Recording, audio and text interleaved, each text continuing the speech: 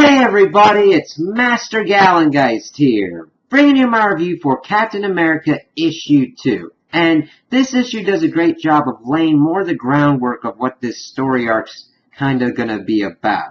And I feel that this is going to be more of a slow burn kind of story arc and more of kind of a mystery turner. And I really kind of like that. It kind of is really just ruminating on who Captain America is and where he's at after Secret Empire. Reflecting upon in the beginning of the issue about why he went into the service, wanting to become a man in the service, and how that's led to other super soldiers and them doing the same things, showcasing the kind of dichotomy between him and the nukes and everything else, and how he has to show the world through his actions and who he is, that he is not these other super soldiers and everything. And all that kind of stuff going on through his head, that he's got to show the world that he is not the Supreme Hydra Commander Steve Rogers that was going around during Secret Empire. And that's why these nuke cases are so important to him. This one's the one that's going to kind of bring the trust back, kind of. So we see him at this world's mayor conference in Chicago, stopping another nuke attack as he's thinking about all this and everything. And we see a lot of images of Kobik being brought up and about the deal that was struck and Omaha being brought up. So I'm wondering what that's all going to be brought back into in this story arc. Because he fights off the nuke attack, which beautiful artwork, by the way, and how all that's going on. And we then see, of course, Ross and Sharon coming up. Ross, of course, telling him to stop doing this kind of freewheeling, freelancing kind of thing and just let them do their job. Him not speaking as Thunderbolt Ross, but speaking as the president to stand down. Of course, Steve counters back that he'll stand down when Washington stands up.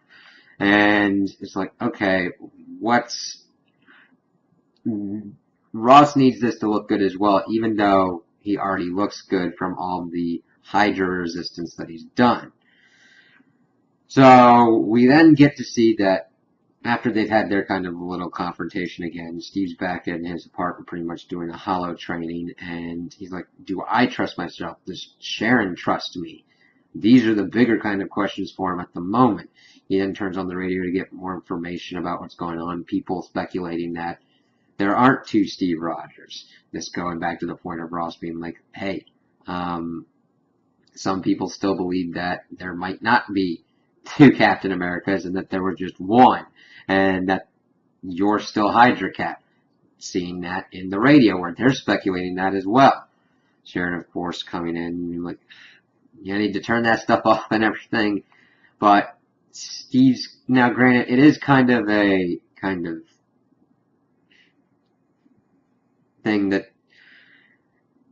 is kind of negative for Steve, but I can see why he's doing it to get other points of view of what other people are thinking about him, rather than already kind of giving him the confirmation that this is what people think of him. It's only what one group does. And of course, Sharon's saying that she's got to go and chase Elite, so she's going to be gone a while and everything. Steve going, that's okay, and saying that he's trying to be supportive, but then she's like, come on, look at me. He's like, that's part of my day. They, of course, kiss, and he sees her off and everything, and she's saying, you know what? You need to forgive yourself too, Steve. That's important. We need you to do that. And he's talking about deals and bargains, and that he's striking another bargain as he then takes out these bees, and we see that he's in contact with T'Challa and the rest of Wakanda, and they've got information on the nuke, the Black Queen in Russia. We got Kingpin, and we got somebody else that I'm not quite sure is up there. So it's like, ooh, okay, what's going on here? That's just kind of interesting to see him working with T'Challa on this, and how that's going to work out, and what kind of conflicts that'll bring into him with Ross and Sharon, because at this point Sharon's kind of under Ross, but depending upon what Steve and T'Challa find out, we'll have to see when she turns over and what she's going to have to do there. So those are my opinions on the issue. Tell me what you guys think in the comments below. If you liked it, if you didn't like it, if you agree with me, if you disagree with me. Also like and subscribe, and I hope you have a good day.